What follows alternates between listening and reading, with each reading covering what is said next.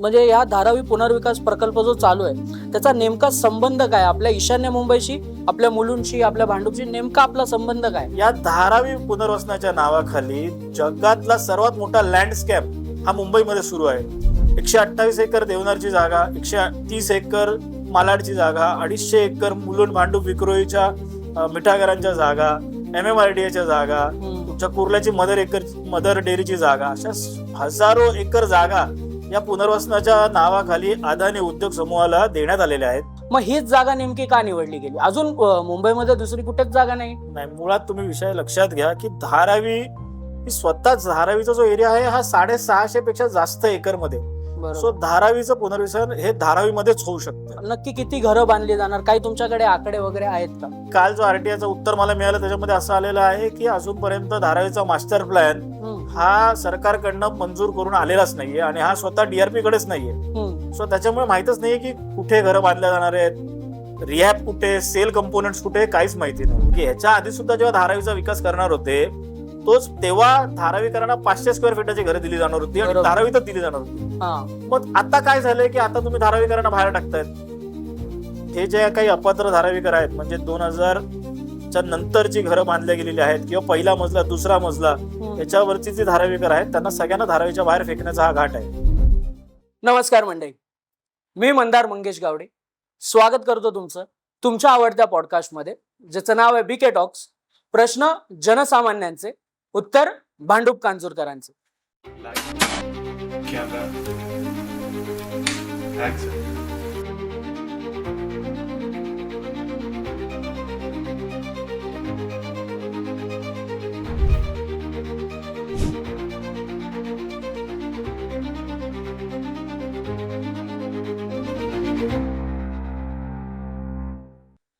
आज भांडूप कांजूरकरांच्या प्रश्नांवरती बोलायला एक मुलुंडकर आलाय. गेली अनेक एपिसोड मध्ये आपण हा मुद्दा मांडतोय, तो म्हणजे धारावी पुनर्विकास प्रकल्प. नंदकुमार पवार सर असतील, हर्षद चिंचवळकर असतील, अद्वैत केणी असतील, या सर्व एपिसोड्स मध्ये आपण हा विषय मांडलाय. ते सर्व एपिसोड तुम्ही एकदा जाऊन बघा आणि त्याच्यानंतर हा एपिसोड नक्की बघा. आज आपल्यासोबत आहेत सागर देवरे, जे गेले अनेक वर्ष या प्रकल्पाच्या विरोधात न्यायालयीन लढा देत आहेत. तर सर्वप्रथम आपण स्वागत करूया आपल्या आजच्या पाहुण्यांचं. सागर देवरे सर, तुमचं स्वागत आहे BK टॉक्स मध्ये. तुम्ही LLB हा विषय निवडलात, ह्याच्या मागे कारण नेमकं काय होतं? मुळात काय की मी 2008ला म्हणजे एक संस्था आहे प्रयास, त्याच्या माध्यमातून सामाजिक कार्य सुरुवात केली आणि राजकारणातही हळूहळू येत होतो. तेव्हा जेव्हा सामाजिक विषय किंवा राजकीय विषय हे हाताळायचे असतात तेव्हा कायद्याचा अभ्यास असणं गरजेचं आहे. काय की आपल्या देशात दोनच पद्धतीने विषय हाताळले जातात, एक तर कायद्याने की तुम्ही काय देता त्याच्याने. सो आपल्याला कोणाला काय द्यायचं नव्हतं, मग विचार केला की कायद्याचा अभ्यास करूया आणि त्या हिशोबानेच LLB ला ऍडमिशन घेतलं आणि त्याचा कुठेतरी आता माझ्या सामाजिक क्षेत्रात आणि राजकीय क्षेत्रात त्याचा फायदाच होतोय. म्हणजे या धारावी पुनर्विकास प्रकल्प जो चालू आहे त्याचा नेमका संबंध काय आपल्या ईशान्य मुंबईशी, आपल्या मुलुंडशी, आपल्या भांडूपशी? नेमका आपला संबंध काय आणि कसा आहे? मुळात काय की तुम्ही एक समजून घ्या की धारावी ही आशिया खंडातली, भारतातलीच नाही तर आशिया खंडातली सर्वात मोठी झोपडपट्टी आहे. बरोबर.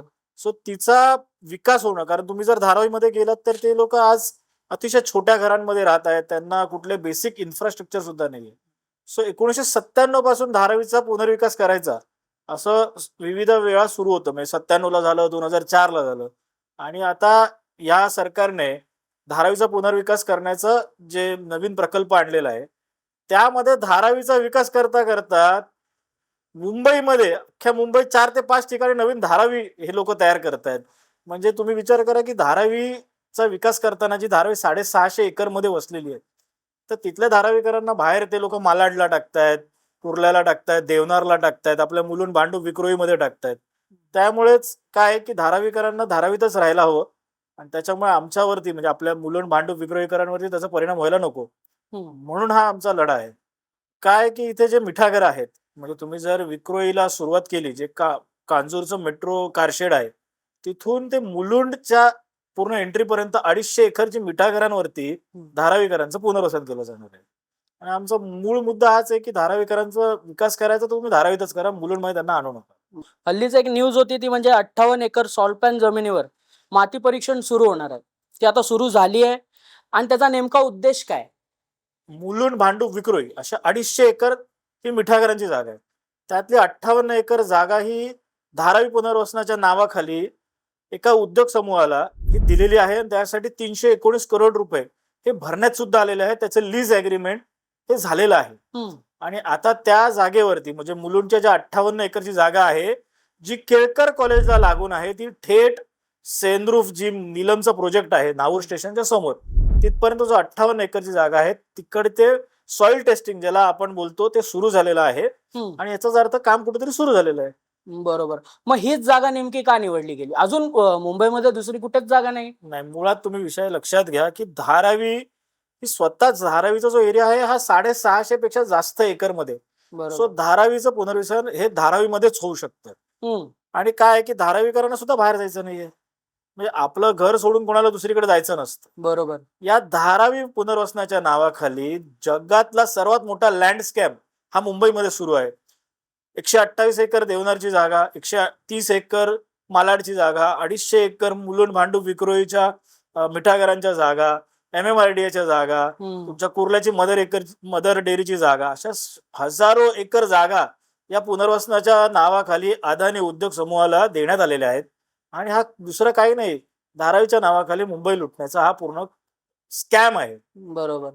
पण मग आता हा प्रकल्प आपण इथे सुरू करणार असं म्हणतोय. पण मग नक्की किती घरं बांधली जाणार? काही तुमच्याकडे आकडे वगैरे आहेत का? मुळातच मी काल स्वतः DRP म्हणजे Dharavi redevelopment project private limited ज्याचं DRPचं ऑफिस आहे सायनला, तिकडे एक RTI टाकला होता जो कालच मी घेतला. हम्म. की धारावीचा मास्टर प्लॅन म्हणजे जो 1 वर्षभरापूर्वी देवेंद्र फडणवीस साहेबांनी मोठा गाजावाजा करून सांगितलं की धारावीचा मास्टर प्लॅन हा पारित झालेला आहे. हम्म. परंतु मी काल जो RTIचं उत्तर मला मिळालं त्याच्यामध्ये असं आलेलं आहे की अजूनपर्यंत धारावीचा मास्टर प्लॅन हम्म. हा सरकारकडनं मंजूर करून आलेलाच नाहीये आणि हा स्वतः DRP कडेच नाहीये. हम्म. सो त्याच्यामुळे माहितच नाहीये की कुठे घरं बांधल्या जाणार आहेत, रिहॅब कुठे, सेल कंपोनेंट्स कुठे, काहीच माहिती नाहीये. फक्त Okay. एवढंच एक सांगितलं जातंय की जे 2001-2000 पर्यंतचे जे पात्र धारावीकर आहेत त्यांना धारावीत घरं दिली जातील. 2000 ते 2011 पर्यंतचे जे धारावीकर आहेत त्यांना धारावीच्या बाहेरच दिली जातील आणि 2011 ते 2025 पर्यंतची जी लोक आहेत त्यांना धारावीच्या बाहेर भाडे तत्वावरती दिले जातील. ओके. आता या ज्या मिठागरांवरती ज्या जागा आहेत ते अपात्र लोकांसाठी तिकडे घरं बनवली जाणार आहेत आणि आम्हाला जो माहिती पडलेला आकडा आहे तब्बल 4 लाखांच्या वरती ही घरं बनवली जाणार आहेत. म्हणजे तुम्ही म्हणताय की धारावीमध्ये जे अपात्र ठरलेत ती लोक मुलुंड, भांडूप, कांजूर, विक्रोळी या मिठागरांवरती येऊन राहणार. 100% त्यांचा तोच घाट आहे की इथे मुलुंड, भांडूप, विक्रोळी असतील, कुर्ल्याची मदर डेअरी असेल, इकडे अपात्र धारावीकरांसाठी घरं बनवली जाणार आहेत. हम्म. आणि त्याच्यामुळेच हे जे काही अपात्र धारावीकर आहेत म्हणजे 2000च्या नंतरची घरं बांधल्या गेलेली आहेत किंवा पहिला मजला, दुसरा मजला हम्म. याच्यावरची जी धारावीकर आहेत त्यांना सगळ्यांना धारावीच्या बाहेर फेकण्याचा हा घाट आहे. मग ह्याच्यामुळे आता हे एवढ्या मोठ्या संख्येने इथे लोक राहायला येणार तर याचा सामाजिक परिणाम होणार की नाही होणार तुम्हाला? 100% कसं आहे की प्रत्येक एरियाची एक DNA असतो, प्रत्येक भागाचा. तुमचा भांडूप गावाचा एक DNA आहे, बरोबर. कांजूरचा DNA, तसा मुलुंडचा एक DNA आहे, धारावीचा एक DNA आहे. धारावी आज एक कष्टकऱ्यांची मानली जाते. तुम्ही जर धारावीमध्ये गेलात तर तिकडे चर्मोद्योगापासून कुंभारवाडे आहेत, बरोबर. विविध फरसाण बनवले जातात. म्हणजे मुंबईतली बेकरी प्रोडक्ट्स धारावीतनंच येतात आणि अशा वेळेस तिकडे विविध उद्योग केले जातात आणि तिकडे राहणारी जी लोक आहेत त्यांची स्कूलिंग तिकडे झालेली असते, त्यांचे बिझनेस, त्यांचे जॉब तिकडे असतात आणि अशा वेळेस ते लोक आमच्या इथे आपल्या इथे येऊन राहतील तर त्यांचंही नुकसान आहे आणि आपलंही नुकसान आहे, कारण सामाजिक समतोल जो आहे तो बिघडणार आहे. त्याचबरोबर जो इन्फ्रास्ट्रक्चरचा वरती जो परिणाम होणार आहे हम्म. तो सुद्धा मोठ्या प्रमाणात होणार आहे. जसं तुम्ही आता म्हणाल की सोशल इकोसिस्टमवर कुठेतरी याचा परिणाम नक्कीच होणार. त्याचप्रमाणे आपण आता ज्या जागेबद्दल बोलतोय तो कुठेतरी इकॉलॉजिकली सेन्सिटिव्ह एरिया म्हणतो आपण. बरोबर. तो का? मुळात लक्षात घ्या की सॉल्ट पॅन ज्याला आपण मिठागरं बोलतो ते म्हणजे काय असतं की जेव्हा समुद्राला भरती येते तेव्हा ज्या सखोल भागामध्ये पाणी साचलं जातं हा. समुद्राच्या भरतीचं ती मिठागरांच्या जागा असतात आणि ह्या जागा या जमिनीपासून या 3 ते 4 फूट खाली असतात. बरोबर. त्यामुळेच तिकडे पाणी साचलं जातं आणि तिथे विविध प्रकारचे खनिज, मीठ हे तयार होत असतं आणि त्यालाच आपण मिठागरं बोलतो.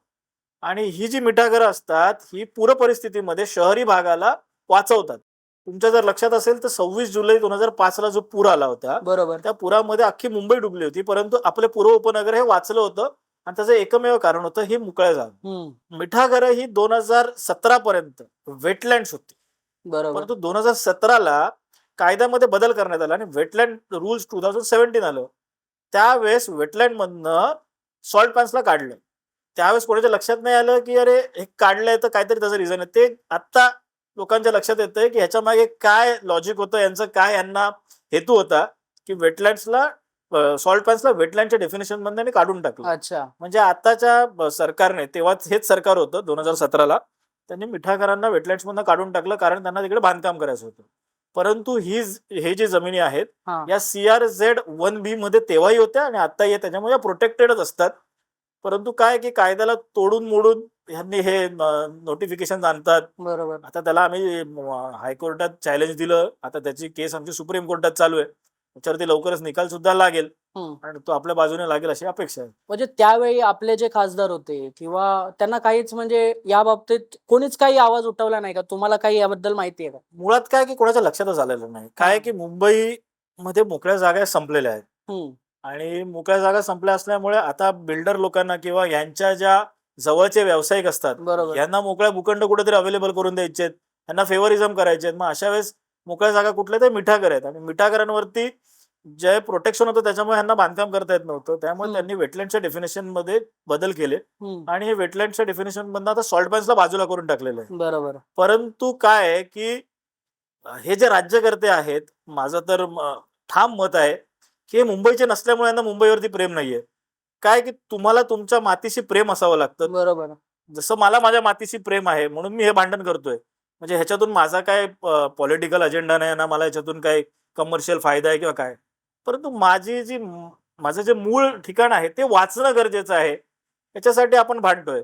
तर हे जे आजचे राज्यकर्ते ते मुंबईचे नसल्यामुळे त्यांना मुंबईशी प्रेम नाहीये आणि त्याच्यामुळे मुंबई डुबली काय आणि मुंबई खड्ड्यात गेली काय यांना काही फरक पडत नाही.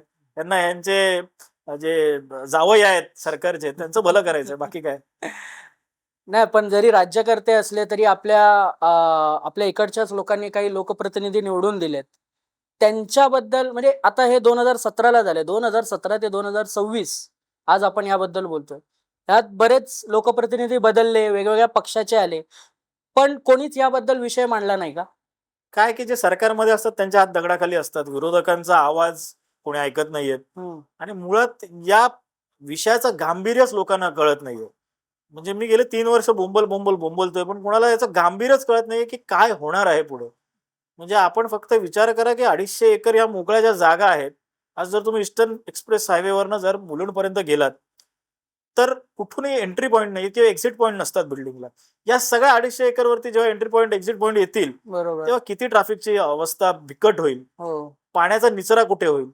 एवढ्या मोठ्या लोकसंख्या, जेव्हा 4 लाखाने लोकसंख्या वाढेल, एवढ्या लोकांना तुम्ही पाणी कुठून देणार, वीज कुठून देणार आहात. तुम्ही ह्याचा कोणी विचारच करत नाहीये. त्यांना फक्त काय की वर्ण आदेश आले की शांत बसायचं. त्याच्यामुळे ही परिस्थिती निर्माण झालेली आहे. मी तुम्हाला एक साधं उदाहरण देतो की आमच्या भांडूपमध्ये म्हणजे भांडूप ईस्ट वेस्ट त्याची लोकसंख्या भरपूर आहे.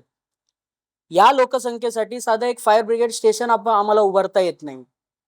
म्हणजे आम्हाला मुलुंडवर नाहीतर विक्रोळीच्या फायर ब्रिगेड स्टेशनवर आम्हाला अवलंबून राहावं लागतं. आणि जर ही लोकसंख्या आज इथे आली तर तिथे त्या लोकांना त्या सगळ्या सोयी सुविधा आहेत त्या उपलब्ध करून देता येणार का? तर 100% ना. कारण तुम्ही विचार करा की एवढी मोठी लोकसंख्या, म्हणजे 4 लाखाने जेव्हा लोकसंख्या एखाद्या शहरात, एखाद्या गावाची वाढेल, तेव्हा तर गाव कोलॅप्सच होणार आहे आणि हे कोणाला कळतच नाहीये. आज हे जे कष्टकरी जे धारावीकर आहेत, त्यांचं हातावरती पोट आहे. याच्यातले अर्धे लोक हे फेरीवाले असतात, रिक्षावाले असतात. बरोबर. या संख्या किती वाढतील ह्याचा पण विचार करत नाहीयेत. म्हणजे शहराचा विकास करता करता आपण त्याला बकालीकरण करतोय आणि म्हणूनच माझा आरोप आहे की एक धारावीचा विकास करता करता आपण अख्ख्या मुंबईमध्ये 5 ते 6 धारावी निर्माण करतोय. बरोबर. आणि आम्ही कोणीच विकासाच्या विरोधात नाही, पण विकास म्हणजे काय नुसतं बिल्डिंग उभारायचं असं नाहीये.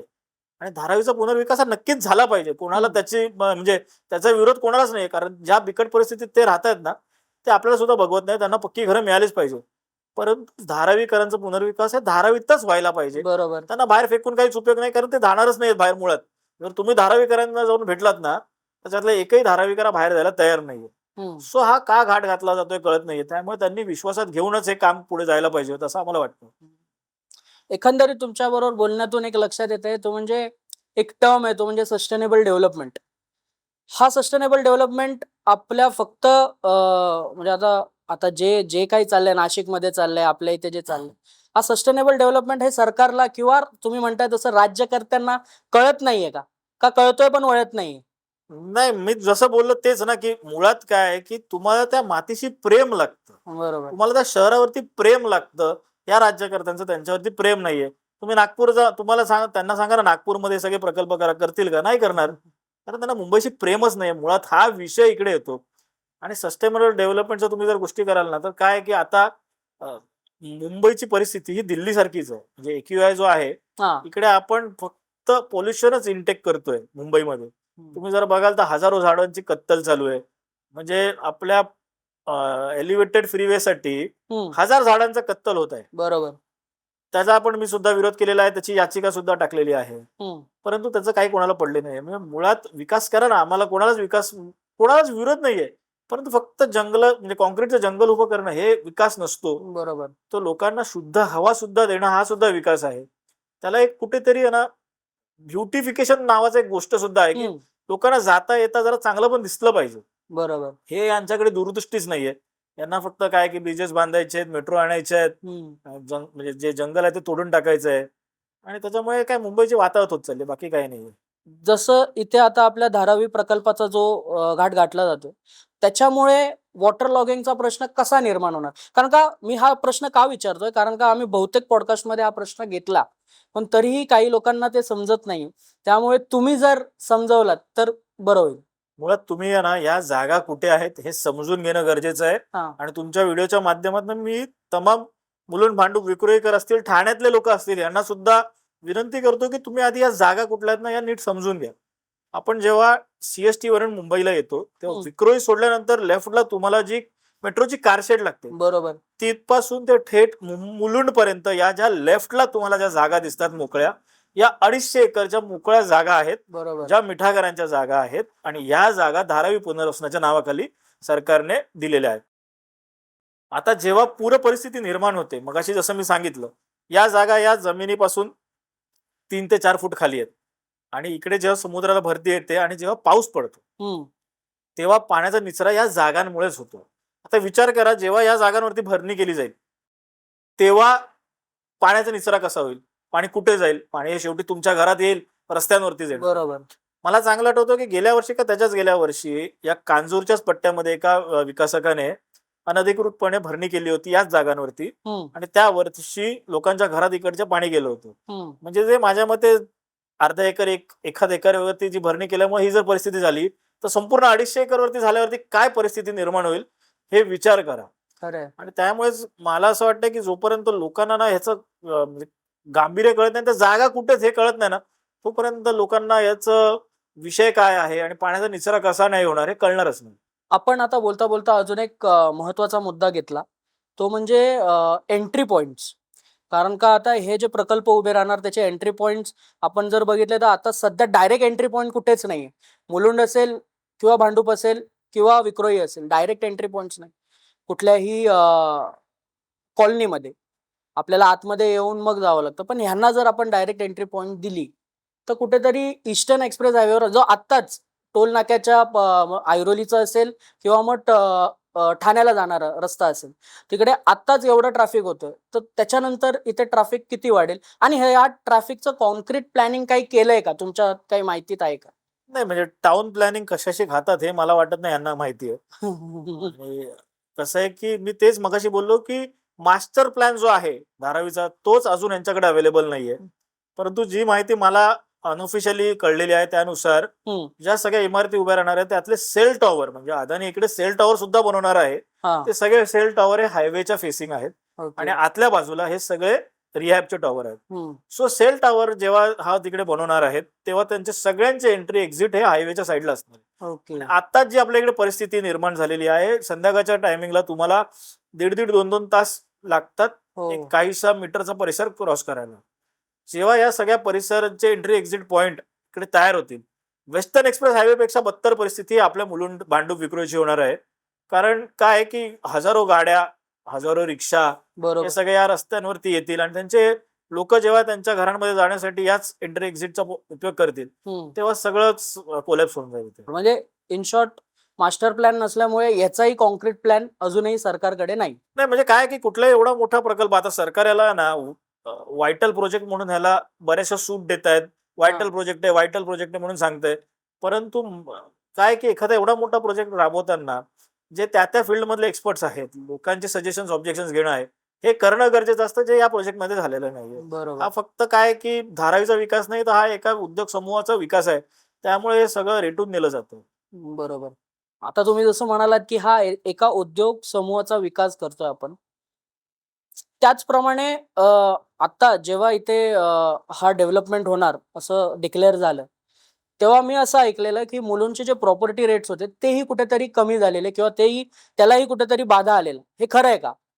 100% आता आमच्या इकडे काय मुलुंड पूर्वला एक पीएपी म्हणून प्रोजेक्ट आहे. 7,500 घरांचा प्रकल्प बाधितांचा जो प्रकल्प आहे हम्म. त्यामध्ये अ, काय तुमच्या मानकुर्द गोवंडी इथले जे प्रकल्प बाधित आहेत ते येणार आहेत राहायला. ओके. 7,500 घरांचा तो प्रकल्प आहे जिकडे 35 ते 40,000 लोक येतील. हम्म. त्या समोरच अनुत्तम म्हणून एक सोसायटी आहे. तिकडे ज्या लोकांनी 5-6 वर्षापूर्वी जी घरं ज्या किमतीला घेतली होती, हम्म. आज त्या किमतीपेक्षा कमी किमतीला लोक घरे विकत आहेत कारण त्यांना भावच मिळत नाही. मुलुंडमध्ये माझ्या माहितीमध्ये असे खूप मोठे टाउनशिप प्रोजेक्ट येणार होते जे या धारावी प्रकल्पामुळे रद्द झालेले आहेत. हम्म. म्हणजे लोकांनी जेव्हा माहिती घेतली त्यांना कळलं की इकडे धारावी प्रकल्प येणार आहेत. त्यांनी आजूबाजूला फिजिबिलिटी काढली आणि त्यांना लक्षात आलं की इथे सेल होणं मुश्किल होणार आहे आणि त्यामुळे त्यांनी ते प्रकल्प रद्द केले. लोकांच्या घराचे भाव उतरलेले आहेत हम्म. आणि लोकांना भीती आहे की शेवटी जसं आपण मगाशी बोललो की सोशल इकॉनॉमिकल हम्म. आणि सगळ्याच गोष्टी बदलतील, क्राईम रेट वाढेल, सगळ्याच बरोबर. गोष्टी येतील. त्यामुळेच आज लोकांच्या घरांचे भाव सुद्धा याच गोष्टींमुळे कमी होतात. कमी होऊन जाते. आज आपलं जेव्हा अनऑफिशियली बोलणं होत होतं तेव्हा मला असं आठवतं की तुम्ही त्यात एक तारीख दिलेली 10 ऑक्टोबर 2024 पासून ही प्रक्रिया चालू झाली. पण त्याच्यानंतर आता तुम्ही बोलाल की 2017लाच या लोकांनी डेफिनेशन बदलून ठेवलेलं. तर ही जी प्रक्रिया करतायत म्हणजे 2017ला त्यांनी हे केलं, 2024ला ही प्रक्रिया सुरू झाली. ही पारदर्शक आहे का? म्हणजे सामान्य माणसाला जर या बाबतीत काही माहिती काढायची असेल, जसं आता तुम्ही एक फॉलोअप घेता आणि ही माहिती काढता. तसं एका सामान्य माणसाला जर ही माहिती काढायची असेल, तर ती कशी काढायची किंवा कोणी काढू शकतं का? मुळातच काय की ही जी म्हणजे विचार करा ना 2017ला यांनी त्या डेफिनेशन मध्ये फक्त एक सॉल्ट पॅन्स काढून टाकलं. बरोबर. लोकांच्या तेव्हा लक्षातही नाही आलं की अरे सॉल्ट पॅन्स काढलेला आहे, का काढलंय? परंतु त्यांचं विजन ते एकदम वेगळ्याच गोष्टी होत्या की त्यांना या मोकळे जी भूखंड आहे ती त्यांना एका विकासकाला द्यायची होती बरोबर. आणि सर्वसामान्य लोकांचं ऑब्जेक्शन सजेशन तर घेतलेच नाहीत. परंतु जर कोणाला याची खरंच माहिती पाहिजे असेल हम्म. त्यांनी माहितीचा अधिकार टाकून बऱ्याचशा गोष्टी माहिती पडतात. तर हम्म. लोकांनी त्याच्यासाठी जागरूक होणं गरजेचं आहे. आज लोक काय आज सर्वसामान्य माणूस सकाळी कामाला जातो, संध्याकाळी घरी येतो आणि त्यानंतर तो त्याच्या फॅमिलीमध्येच गुरफटून जातो. बरोबर. तर म्हणजे मध्यंतरी मी एक चांगलं भाषण बघितलं होतं राज ठाकरे साहेबांचं की त्यांनी सांगितलं होतं की लोक फक्त सोशल मीडियावरती ते रील्स बघतच त्याच्यातच आहे आणि त्याच्यातच निषेध नोंदवतात आणि त्याच्यातच राहिलेत. त्याच्यामुळे लोक जोपर्यंत रस्त्यावर येत नाही तोपर्यंत काही होणार नाही. माझा हा प्रश्न आहे की हा निर्णय घेताना की इथे आपल्याला हा प्रकल्प करायचा. आता कधी-कधी काय होतं कुठलाही प्रकल्प राबवायचा असेल, कुठलाही सरकारी योजना राबवायची असेल, तर सरकार एक पोर्टल जाहीर करतं ज्यामध्ये आपण आपल्या प्रकारे एक विषय नोंदवू शकतो की अशा प्रकारे हा प्रकल्प राबवला गेला पाहिजे, ही योजना राबवली गेली पाहिजे. तर अशा प्रकारे अभिप्राय घेतला होता का लोकांचा? नाही मुळातच नाही. याच्यामध्ये असं सगळं काही झालेलं नाहीये. कारण काय आहे की हा प्रकल्प 1997 पासून पेंडिंग आहे बरोबर. आणि त्याच्यात कालांतराने बदल होत गेलेत. त्याच्यामुळे तसं तर काही या प्रकल्पामध्ये घडलेलं नाही. म्हणजे याचा अर्थ स्थानिक लोकांना विश्वासात न घेता हा प्रकल्प कुठेतरी आपल्यावर थोपवला जातोय असं म्हणणं आहे का तुमचं? 100% तुम्ही सुद्धा स्थानिक आहे. तुम्हाला माहिती होतं का तुमच्या इकडची जागा गेलेली आहे? मग तेच आहे ना, कोणालाच माहिती नव्हतं की तुमच्या इकडच्या जागा गेलेल्या आहेत. बरोबर. आणि काय की लोकांना जेव्हा इमारती उभ्या राहतील ना तेव्हाच कळेल की अरे हे काहीतरी झालेलं आहे. ठीक आहे. त्यावेळी तरी त्यांनी अभिप्राय घेतला नाही. पण आता काही प्रॉपर मेकॅनिझम त्यांनी केलंय का? की आपण काही सूचना देऊ शकतो किंवा असं काही आहे का? नाही आता काम बरंच पुढे गेलेलं आहे. म्हणजे सूचना म्हणजे ऑब्जेक्शन सजेशनचं आता काम पुढे गेलेलं आहे. आमच्या इथे तर सॉइल टेस्टिंग चालू आहे. तिथे तुमच्या एनेक्सर तयार होतात धारावीमध्ये. हं. आताच म्हणजे आजच्याच पेपरची बातमी आहे की एका 250 लोकांची एनेक्सर तयार झाली ज्याच्यामध्ये 40 बोगस आहेत. हां. सो त्यांच्यावरती एफ-आय-आर होत आहे. तर म्हणजे बऱ्याचशा गोष्टी आहेत त्याच्यामध्ये की ते जे पात्र लोक किती आहेत, अपात्र किती लोक आहेत हा. हेच माहिती नाही अजून. ओके. त्याच्यामुळे पारदर्शकता तुम्ही जी बोलताय ती तर विसरून जायचीच गोष्ट आहे. हे आंदोलन उभं करताना किंवा हे न्यायालयीन लढा लढताना तुम्हाला कोणाचा दबाव वगैरे येत नाही? कारण का आपण ज्या समूहाबद्दल बोलतोय त्या समूहाने अनेक लोकांना काबीज करून ठेवले मित्र म्हणून, म्हणजे अनेक लोक त्यांच्या बाजूने वळवून ठेवलेत. अनेक लोक असतील, राजकीय असतील, सगळ्या सगळ्या सगळ्या क्षेत्रातील. तर तुमच्यावर कधी कोणी दबाव नाही टाकला? मुळात काय की मी मुलुंडला जो पीएपी प्रकल्पाला विरोध केला ना, त्यावेळेस माझ्यावरती थोडा दबाव आला.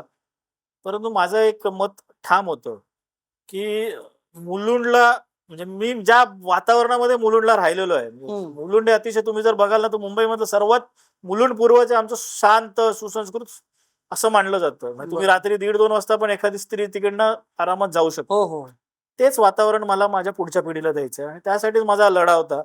आणि असं करताना कुठलाही दबाव जेव्हा येत होता, तेव्हा माझं मत एकदम ठाम होतं, की बाबा आपलं इमान आहे तर आपल्या आपल्या मातीसाठी आपण आपल्या आईला विकत नाही कोणी. बरोबर. मुलुंड माझी आई येतो त्याच्यासाठी मी तो इमान विकूच नाही शकत.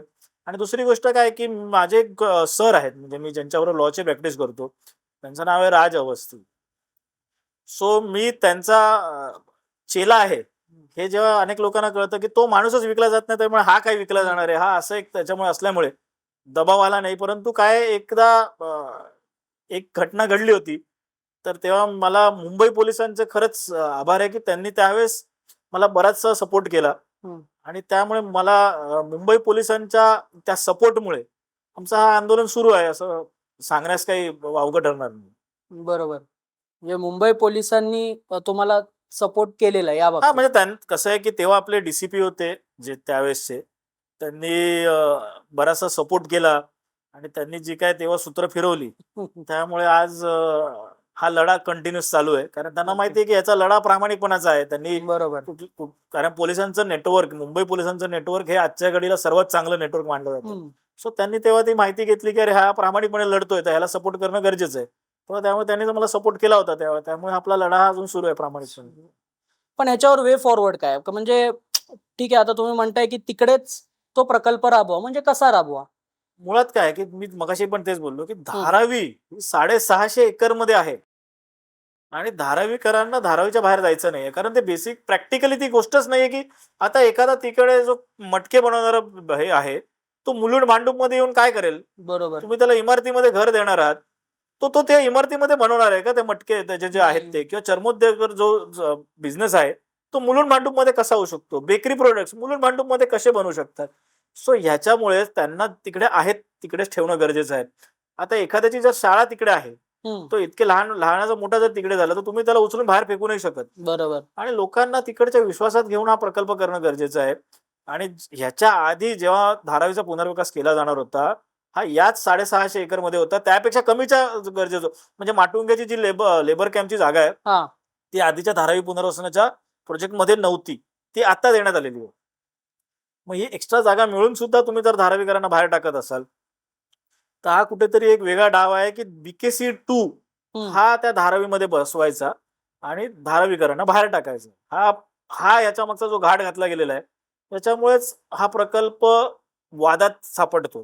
त्यापेक्षा जर धारावीकरांचा तुम्ही विश्वासात घेतलं, त्या लोकांना धारावीतच घरं दिलीत, खरंच तुम्हाला धारावीकरांचा जर विकास करायचा आहे ना, त्यांना धारावीतच घरं देणं हे योग्य आहे. आणि ह्या ज्या मिठागरांच्या जागा आहेत याचं संवर्धन हे करणं गरजेचंच आहे. आणि हे मी नाही, हे सर्वोच्च न्यायालय सुद्धा सांगते. त्यामुळे अशा गोष्टी असताना तर कुठला तरी फक्त एकाचा फायदा करण्यासाठी अख्ख्या मुंबईचं नुकसान होऊ नये एवढीच आमची अपेक्षा आहे. मग धारावीकरांचा जर तिथेच आपल्याला रिडेव्हलपमेंट करायचं असेल, मग तुम्ही क्लस्टर डेव्हलपमेंट सारखं काही सुचवता आहात का? आम्ही तेच सांगतोय ना की ह्याच्या आधी सुद्धा जेव्हा धारावीचा विकास करणार होते तेव्हा धारावीकरांना 500 स्क्वेअर फीटाची घरं दिली जाणार होती आणि धारावीतच दिली जाणार होती. मग आता काय झालंय की आता तुम्ही धारावीकरांना बाहेर टाकतायत.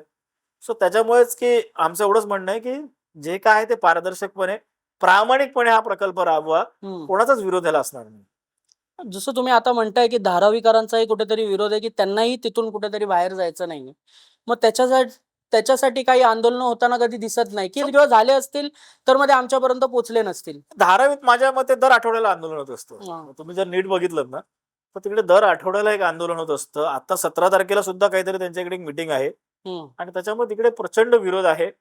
कारण त्यांना माहितीच नाहीये की त्यांची घरं कुठे बनणार आहेत. म्हणजे धारावीकरांना माहितीच नाहीये की त्यांना कुठे टाकलं जाणार आहे. मग ते पात्र असतील, अपात्र असतील, कोणालाच माहिती नाही की धारावीकरांना कुठे घरं मिळणार आहेत. हे फक्त सांगतात की पात्र धारावीकरांना धारावीत ठेवणार, अपात्र धारावीकरांना बाहेर टाकणार. हम्म. पात्रतेचे निकष काय ते 2000 पर्यंत, 1-1-2000 पर्यंतचे धारावीकर धारावीत राहणार. पण धारावीत कुठे? त्यांची सोसायटी कुठे असणार, त्यांची इमारत कुठे असणार, त्यांचं घर कुठे असणार? आता हा झाला रेसिडेन्शियलचा विषय. कमर्शियल वाल्यांचं काय? हे कोणालाच माहिती नाहीये. त्याच्यामुळे दर आठवड्याला धारावीत आंदोलन होत असतं. मग तो मीडियामध्ये का नाही येत, काय वाटतं आता तुम्हाला? बऱ्यापैकी येत असतं, परंतु काय की मीडियाला सुद्धा काय सेन्सेशनल विषय असतात आणि लोकांना सुद्धा टीआरपी म्हणजे लोकांना सुद्धा असंच काहीतरी कॉन्ट्रोव्हर्शियल खरात सारखे विषय आवडतात, ते बघतात. त्यामुळे लोकांचे जे सामाजिक विषय असतात, जे जिव्हाळ्याचे विषय असतात, ते आपण आपण स्वतःच बघत नाही. बरोबर. त्यामुळे मीडिया कशाला दाखवेल? त्या मनाने मी तर असं म्हणेन, मग आता आपलं मीडियात सबसेल फेल ठरलंय, कारण का कुठली बातमीच जास्त लोकांपर्यंत पोहोचत नाही. नाही, तुम्ही जर नीट बघाल ना, तर मीडियामध्ये बातम्या यायच्या. परंतु आता काय आहे, की माझं असं मत आहे, की नागरिकच म्हणजे मुंबईकर जो आहे, तोच याच्यात फेल गेलेला आहे. कारण काय, की मुलुंड मांडव विक्रोळीचंच घ्या. मुलुंड मांडव विक्रोळीमध्ये संकट तुमच्या दारावरती येऊन ठेपलेलं आहे. तरी तुम्ही झोपलेला आहात. तुम्हाला काही पडलेली नाहीये. आणि त्यामुळेच माझ्या मते मीडिया पण हेच गोष्टी दाखवते, जे लोकं बघतात. बरोबर. टीआरपी आपण ज्याला बोलतो. जर खराच सारख्या विषयांना टीआरपी मिळतो, तर लोकं धारावी का दाखवतील? बरोबर. पण तुम्ही जसं म्हणताय, की मुंबईकर सबसेल मी तर म्हणेन फेल ठरतोय. पण मग मुंबईकराला आता वेळ तरी कुठे? म्हणजे मी तुम्हाला सामान्य मुंबईकर तुम्हालाही माहिती आहे. आपला सामान्य मुंबईकर सकाळी उठतो, 9 वाजता ट्रेनचे धक्के खातो. तो आपल्या ऑफिसला पोहोचतो. ऑफिसवरून आले की त्याचं घरदार असतं. आणि त्याच्यानंतर मग जसं आधी तुम्ही म्हणालात रील्स बघत आणि कुठली आपले मीडिया तर त्यात तरबेजच आहे. ते खरात असेल अशी प्रकरणं दाखवून प्रत्येक गोष्टी म्हणजे हिंदू, मुस्लिम असेल, या बाबतीत कुठे ना कुठे जास्त सोशल मीडियावर येत असतं.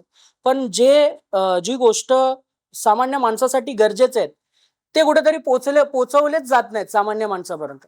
असं तुम्हाला वाटतं का? हां, मग तेच आहे ना, की आता जेव्हा असे कुठले महत्त्वाचे विषय येतात, तर नागरिकांनी आवाज उठवणं गरजेचंच आहे. कारण काय, की एकदा वेळ निघून गेली ना, की तुम्ही नंतर दोष देण्यात काहीच उपयोग नाही. "अरे, तेव्हा झालं असतं ना, ह्यांनी काही केलंच नाही." अरे, त्यांनी काय केलं नाही, तुम्ही काय केलं हे पहिले बघा.